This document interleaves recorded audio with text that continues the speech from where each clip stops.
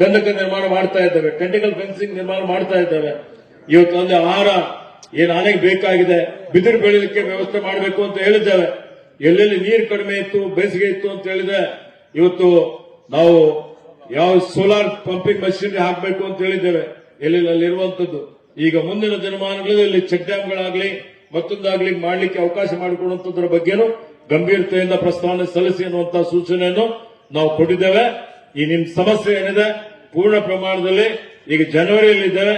ಈ ಜನವರಿಯಿಂದ ಮುಂದಿನ ಜನವರಿಯಿಂದ ಮತ್ತೆ ಮುಂದಿನ ಜನವರಿ 24 ತಿಂಗಳಲ್ಲಿ ನಿಮ್ಮೆಲ್ಲ ಶಾಶ್ವತವಾದಂತಹ ಪರಿಹಾರ ಮಾಡಿಕೊಳ್ಳುವಂತದಕ್ಕೆ ಮಾಡ್ತೀವಿ ಅನ್ನುವಂತಹ ಭರವಸೆಯನ್ನು ತಮ್ಮೆಲ್ಲರಿಗೆ ಇವತ್ತು ಕೊಡುತ್ತಾ, ನಿಮ್ಗೇನು ಈಗಾಗಲೇ ಕೆಲವೊಂದು ಮನವಿ ಕೊಟ್ಟಿದ್ದೀರಿ, ನೀವೇನು ಬೆಳೆ ನಷ್ಟ ಆಗಿದೆ ಅದಕ್ಕೆ ಪರಿಷ್ಕರಣೆ ಮಾಡಬೇಕು ಅಂತ ಹೇಳಿ ನಾವು ಅಧಿಕಾರಕ್ಕೆ ಬರೋಕ್ಕಿಂತ ಪೂರ್ವದಲ್ಲಿ 1 ವರ್ಷ ಪೂರ್ವದಲ್ಲೇ ಡಬಲ್ ಮಾಡಿದ್ದಾರೆ.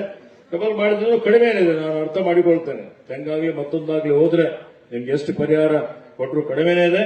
ಬೆಳೆ ವಿಮೆ ಏನಿದೆ ಅಲ್ಲ, ಬೆಳೆ ವಿಮೆಯಲ್ಲಿ ವನ್ಯಜೀವಿಯಿಂದ ಆಗುವ ಹಾನಿಗೆ ಅನ್ವಯಿಸುತ್ತದೆ ಅನ್ನುವಂಥದ್ರ ಬಗ್ಗೆನೂ ನಾನು ದೊಡ್ಡ ಮಟ್ಟದಲ್ಲಿ ಅದನ್ನು ಚರ್ಚೆ ಮಾಡ್ತೀನಿ ಅನ್ನುವಂತ ಭರವಸೆ ತಮ್ಮೆಲ್ಲರಿಗೆ ಕೊಡುತ್ತಾ